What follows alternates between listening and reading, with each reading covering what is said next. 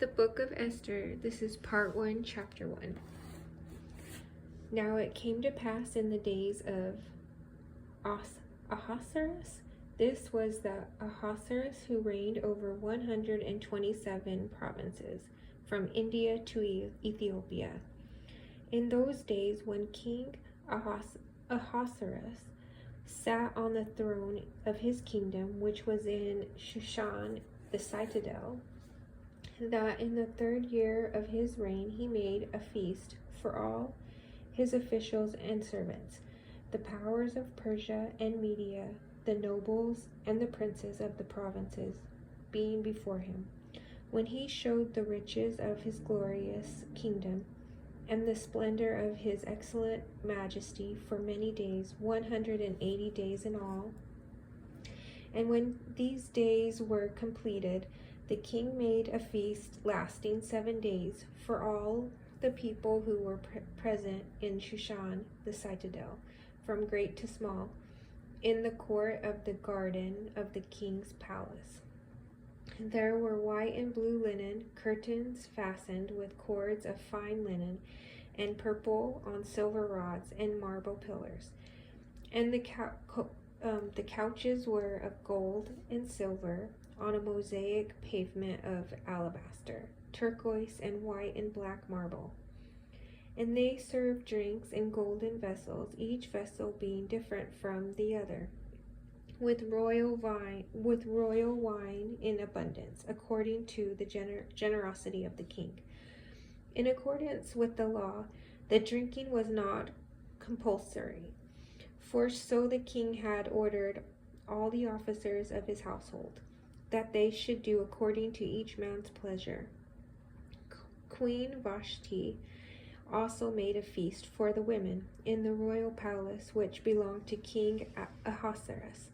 On the 7th day, when the heart of the king was merry with wine, he commanded Mehuman, Biztha, Harbona, Bigtha, Abgatha, Zethar, and Carcass, 7 eunuchs, who served in the presence of King Ahasuerus, to bring Queen Vashti before the king, wearing her royal crown, in order to show her beauty to the people and the officials, for she was beautiful to behold. But Queen Vashti refused to come at the king's command, brought by the eunuchs. Therefore the king was furious, and his anger burned within him. Then the king said to the wise men who understood the times, for this was the king's manner toward all who knew law and justice, those closest to him being Karshena, Shethar, Admatha, Tarshish, Meres, Marsana, and Memucan, the 7 princes of Persia and Media, who had access to the king's presence, and who ranked highest in the kingdom. What shall we do to Queen Vashti according to law, because she did not obey the command of King Ahasuerus, brought to her by the eunuchs? And Memucan answered before the king and the princes, Queen Vashti has not only wronged the king, but also all the princes and all the people who are in the provinces of King Ahasuerus. For the queen's behavior will become known to all women, so that they will despise their husbands in their eyes when they report. King Ahasuerus commanded Queen Vashti to be brought in before him, but she did not come. This very day the noble ladies of Persia and Media will say to all the king's officials that they have heard of the behavior of the queen. Thus there will be excess, contempt, and wrath. If it pleases the king, let a royal decree go out from him, and let it be recorded in the laws of the Persians and the Medes, so that it will not be altered, that Vashti shall come no more before King Ahasuerus, and let the king give her royal position to another who is better than she. When the king's decree, which he will make, is proclaimed throughout all the empire, for it is great, all wives will honor their husbands, both great and small. And the reply pleased the king and the princess. And the king did according to the word of Memucan. Then he sent letters to all the king's provinces, to each province in his own script, and to every people in their own language, that each man should be master in his own house, and speak in the language of his own people. Chapter 2. After these things, when the wrath of King Ahasuerus subsided, he remembered Vashti, what she had done, and what had been decreed against her. Then the king's servant who attended him said, "Let beautiful young virgins be sought for the king, and let the king appoint officers in all the provinces of his kingdom, that they may gather all the beautiful young virgins to Shushan, the citadel, into the women's quarters, under the custody of Haggai, the king's eunuch, custodian of the women, and let beauty preparations be given them. Then let the young woman who pleases the king be queen instead of Vashti." This thing pleased the king, and he did so. In Shushan, the citadel, there was a certain Jew whose name was Mordecai, the son of Jair, the son of Shimei, the son of Kish, a Benjamite. Kish had been carried away from Jerusalem with the captives who had been captured with Jeconiah, king of Judah, whom Nebuchadnezzar, the king of Babylon, had carried away. And Mordecai had brought up Hadassah, that is Esther, his uncle's daughter, for she had neither father nor mother. The young woman was lovely and beautiful. When her father and mother died, Mordecai took her as his own daughter. So it was, when the king's command and decree were heard, and when many young women were gathered at Shushan, the citadel, under the custody of Haggai, that Esther also was taken to the king's palace, into the care of Haggai, the custodian of the women. Now the young woman pleased him, and she obtained his favor, so he readily gave beauty preparations to her. Besides her allowance, then 7 choice maidservants were provided for her from the king's palace, and he moved her and her maidservants to be in the best place in the house of the women. Esther had not revealed her people or family, for Mordecai had charged her not to reveal it. And every day Mordecai paced in front of the court of the women's quarters to learn of Esther's welfare and what was happening to her. Each young woman's turn came to go into the king's Ahasuerus after she completed 12 months' preparation, according to the regulations for the women. For thus were the days of their preparation apportioned: 6 months with oil of myrrh, and 6 months with perfumes and preparations for beautifying women.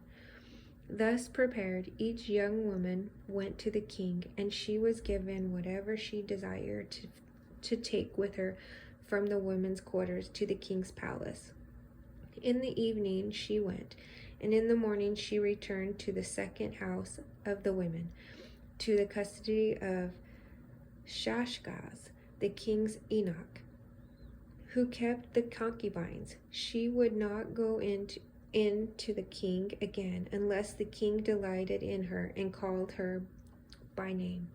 Now when the turn came for Esther, the daughter of Abihail, the uncle of Mordecai, who had taken her as his daughter, to go into the king, she requested nothing but what Haggai, the king's eunuch, the custodian of the women, advised. And Esther obtained favor in the sight of all who saw her. So Esther was taken to King Ahasuerus into the royal palace in the 10th month, which is in the month of Tebeth, in the 7th year of his reign. The king loved Esther more than all the other women, and she obtained grace and favor in his sight more than all the virgins. So he set the royal crown upon her head and made her queen instead of Vashti. Then the king made a great feast, the feast of Esther, for all his officials and servants, and he proclaimed a holiday in the provinces and gave gifts according to the generosity of a king. When virgins were gathered together a second time, Mordecai sat within the king's gate. Now Esther had not revealed her family and her people, just as Mordecai had charged her. For Esther obeyed the command of Mordecai as when she was brought up by him. In those days, while Mordecai sat within the king's gate, two of the king's eunuchs, Bigthan and Teresh, doorkeepers, became furious and sought to lay hands on King Ahasuerus. So the matter became known to Mordecai, who told Queen Esther, and Esther informed the king in Mordecai's name. And when an inquiry was made into the matter, it was confirmed, and both were hanged on a gallows. And it was written in the book of the Chronicles in the presence of the king. Chapter 3. After these things, King Ahasuerus promoted Haman, the son of Hammedatha, the Agagite, and advanced him and set his seat above all the princes who were with him. And all the king's servants who were within the king's gate bowed and paid homage to Haman, for so the king had commanded concerning him. But Mordecai would not bow or pay homage. Then the king's servants who were within the king's gate said to Mordecai, "Why do you transgress the king's command?" Now it happened, when they spoke to him daily, and he would not listen to them, that they told it to Haman, to see whether Mordecai's words would stand. For Mordecai had told them that he was a Jew.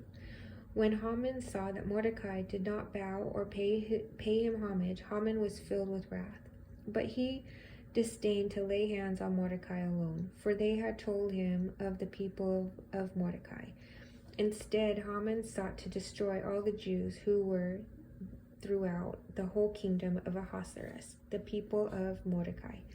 In the first month, which is the month of Nisan, in the 12th year of King Ahasuerus, they cast pur, that is, the lot, before Haman, to determine the day and the month, until it fell on the 12th month, which is the month of Adar.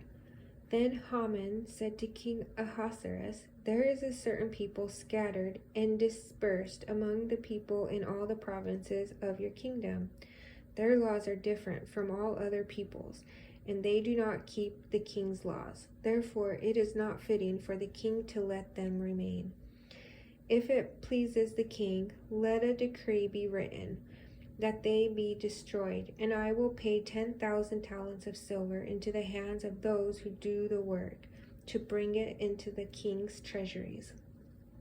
So the king took his signet ring from his hand and gave it to Haman, the son of Hammedatha, the Agagite, the enemy of the Jews. And the king said to Haman, "The money and the people are given to you, to do with them as seems good to you." Then the king's scribes were called on the 13th day of the first month, and a decree was written according to all that Haman commanded, to the king's satraps, to the governors who were over each province, to the officials of all people, to every province according to its scribes, and to every people in their language. In the name of King Ahasuerus it was written and sealed with the king's signet ring. And the letters were sent by couriers into all the king's provinces, to destroy, to kill, and to annihilate all the Jews, both young and old, little children and women, in one day, on the 13th day of the 12th month, which is in the month of Adar, and to plunder their possessions. A copy of the document was to be issued as law in every province, being published for all people, that they should be ready for that day. The couriers went out, hastened by the king's command, And the decree was proclaimed in Shushan, that the citadel. So the king and Haman sat down to drink, but the city of Shushan was perplexed. Chapter 4. When Mordecai learned all that had happened, he tore his clothes and put on sackcloth and ashes, and went out into the midst of the city. He cried out with a loud and bitter cry. He went as far as the front of the king's gate, for no one might enter the king's gate clothed with sackcloth. And in every province where the king's command and decree arrived, there was great mourning among the Jews, with fasting, weeping, and wailing, and many lay in sackcloth and ashes. So Esther's maids and eunuchs came and told her, and the queen was deeply distressed. Then she sent garments to clothe Mordecai and take his sackcloth away from him, but he would not accept them. Then Esther called Hathach, one of the king's eunuchs, whom he had appointed to attend her, and she gave him a command concerning Mordecai, to learn what and why this was. So Hathach went out to Mordecai in the city square that was in front of the king's gate, and Mordecai told him all that had happened to him, and the sum of money that Haman had promised to pay into the king's treasury to destroy the Jews. He also gave him a copy of the written decree for their destruction, which was given at Shushan, that he might show it to Esther and explain it to her, and that he might command her to go into the king to make supplication to him and plead before him for her people. So Hathach returned and told Esther the words of Mordecai. Then Esther spoke to Hathach and gave him a command for Mordecai. All the king's servants and the people of the king's provinces know that any man or woman who goes into the inner court to the king who has not been called, he has but one law: put all to death except the one to whom the king holds out the golden scepter, that he may live. Yet I myself have not been called to go in to the king these 30 days. So they told Mordecai Esther's words, and Mordecai told them to answer Esther, "Do not think in your heart that you will escape in the king's palace any more than all the other Jews. For if you remain completely silent at this time, relief and deliverance will arise for the Jews from another place, but you and your father's house will perish. Yet who knows whether you have come to the kingdom for such a time as this?"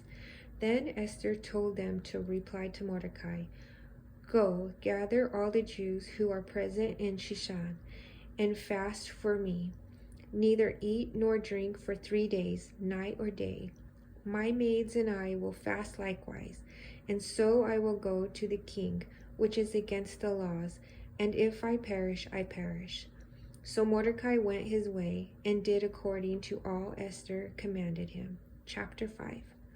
Now it happened on the 3rd day that Esther put on her royal robes and stood in the inner court of the king's palace, across from the king's house, while the king sat on his royal throne in the royal house, facing the entrance of the house. So it was, when the king saw Queen Esther standing in the court, that she found favor in his sight. And the king held out to Esther the golden scepter that was in his hand.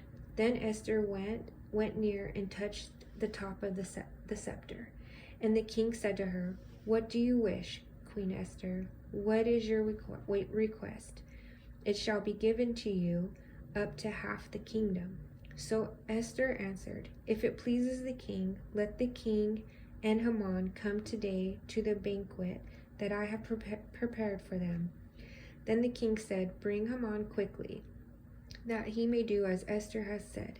So the king and Haman went to the banquet that Esther had prepared. At the banquet of wine, the king said to Esther, "What is your petition? It shall be granted you. What is your request? Up to half the kingdom it shall be done. Then Esther answered and said, My petition and request is this: if I have found favor in the sight of the king, and if it pleases the king to grant my petition and fulfill my request, then let the king and Haman come to the banquet which I will prepare for them. And tomorrow I will do as the king has said. So Haman went out that day joyful and with a glad heart. But when Haman saw Mordecai in the king's gate, and that he did not stand or tremble before him, he was filled with indignation against Mordecai. Nevertheless, Haman restrained himself and went home, and he sent and called for his friends and his wife Zeresh. Then Haman told them of his great riches, the multitude of his children, everything in which the king had promised him, and how he had advanced him above the officials and servants of the king. Moreover, Haman said, besides Queen Esther invited no one but me to come in with the king to the banquet that she prepared, and tomorrow I am again invited by her along with the king. Yet all this avails me nothing, so long as I see Mordecai the Jew sitting at the king's gate. Then the wife Zeresh and all his friends said to him, Let a gallows be made, 50 cubits high, and in the morning suggest to the king that Mordecai be hanged on it. Then go merrily with the king to the banquet. And the thing pleased Haman, so he had the gallows made. I'm going to pause there, and then I'm going to do a part 2. Thank you for listening, and God bless.